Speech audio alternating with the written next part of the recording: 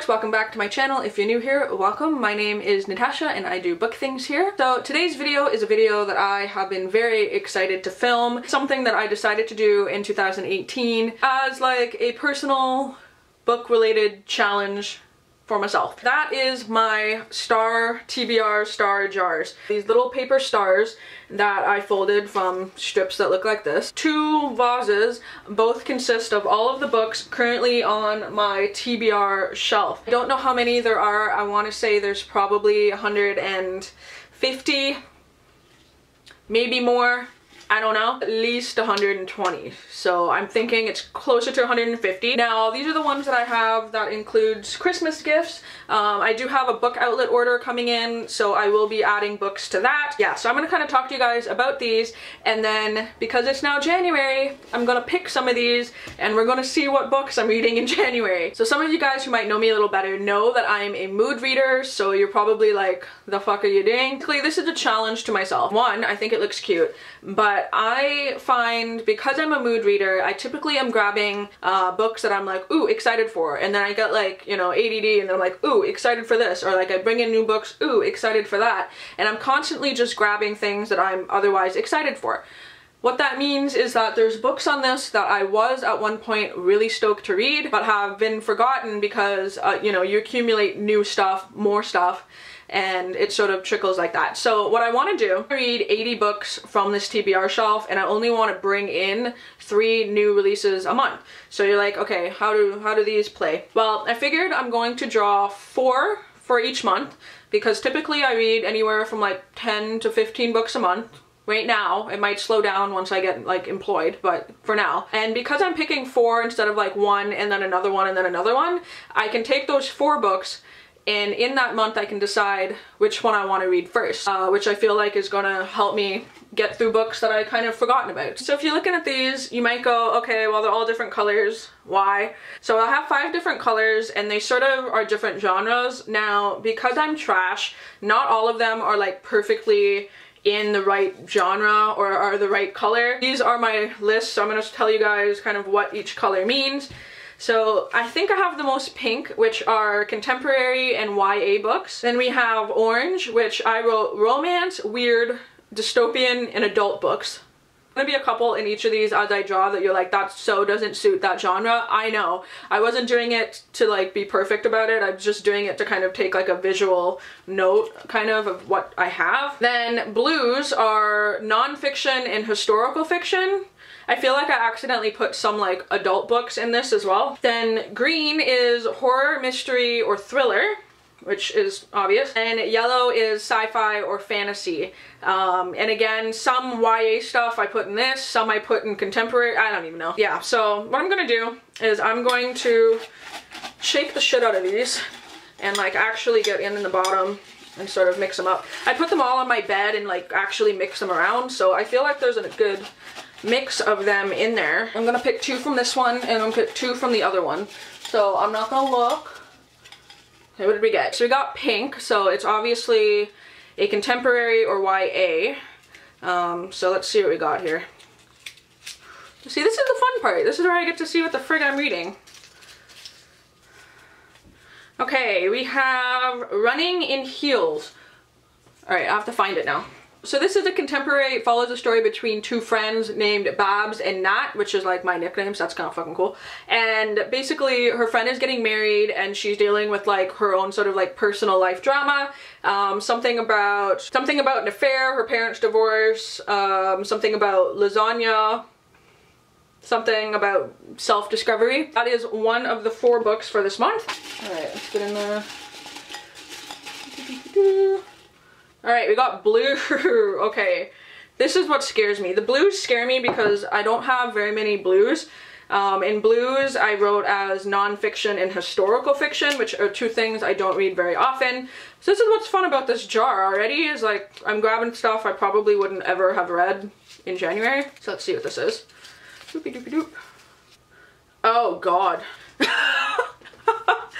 Oh shit, okay. This is a historical fiction. It's also like 900 pages long. This is The Luminaries. Yeah. This is what this jar is good for, because I would have not read this probably for months. So that is, let me see, that is this guy right here. Fuck.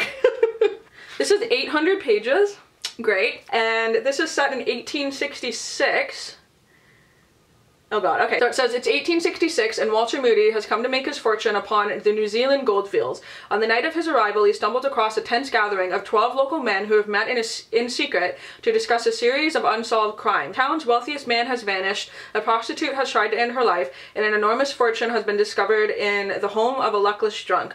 Moody is soon drawn into a mystery, a network of fates and fortunes as exquisitely patterned as the night sky. But during the days of the New Zealand gold rush and brilliantly structured around astrological frame, Eleanor Canton's internationally celebrated novel is a magnificent tale of love, lust, murder, and greed.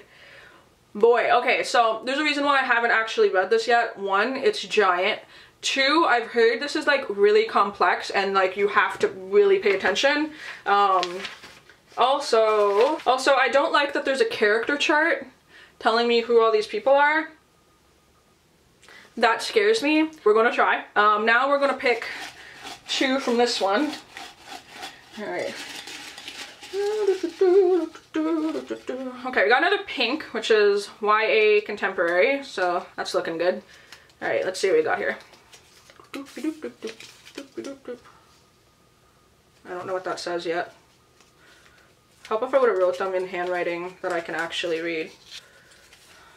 Oh, nice. Okay, so this is a brand new one. This is one from Christmas. This is Radio Silence. Fuck yeah, I want to read that. Absolutely want to read that. That is a brand new, just bought for myself like 2 days ago book. That's going to be likely the first book that I read. Just follows a girl who does art for a podcast and she realizes that she knows the boy who does the podcast and they have like a friendship. I don't know, I've heard great things about this, that's why I went and bought it, because I was like, ooh, that sounds good. But yeah, this is definitely going to be probably the first one that I read in January. Alright, last one for the month. We'll see if we get anything other than YA, but there's a lot of YA in this. I want that one. Oh, I lost it. Oh, no, we got another YA Contemporary. Okay, so let's see what this one is. I can't read what it says. Okay, so this one is You Are Here. I'm not gonna lie, why does that not sound familiar? BRB. Alright, so I found it. Took me like 5 minutes to find it. It's a road trip book, so I'm actually pleasantly surprised. It's super short, it's like 240 pages. And so this talks about a girl who has sort of like family issues, a boy who wants to escape small town. That's pretty stereotypical. Nothing in common other than the fact that they're neighbors. So that says, starting their trip in a beat up and technically stolen car and picking up a stray dog along the way, they begin to discover that they're more alike than they thought. And with every mile that they cover, they get one step closer to finding everything that they're after. So that's nice. So I feel like I'll be able to finish that one quickly. So far, month one of the TBR jar, we have these 4 books that I pulled. 3 YA/contemporary and 1 historical fiction. But historical fiction mystery. So that's kind of cool. I'm not very upset that I pulled that. I know I was kind of like, oh, it's mostly the size of that book that scares me more than anything and sort of the complexity of it. One that's like a brand new one and then definitely 3 that I probably wouldn't have read in January, and that is like the main point of this jar is remembering things that I was excited for. That's really fun. So I'm going to update you obviously at the end of January. Hopefully I've read all 4. I'm going to keep this bunch of paper out. In the event that I don't read them, if I like fail horrifically at this challenge, then it's gonna get wrapped up and put back in there. Also, you guys may be wondering what's gonna happen with series. I did put for series books, I don't know, say there's 5 books, I did put like book 1, 2, 3, 4, 5. If I end up pulling 4, what I do is I read 1, just leave it out of there. That way if I pull 1, I'll just read the next one in the series and go down the list. Also, in the event that I pulled a book that I've already read, it's just like sweet, just like, you know, feels like I completed something. Excited for the first 4 picks. I'm actually like kind of pumped. But yeah, let me know down below if you're going to try something like this out, if you think this is fun. It'll be a new series, monthly series on my channel. Let me know. I think I'm pretty fucking pumped for it. Hopefully you guys are doing good, and until my next video, I will talk to all of you soon. Bye!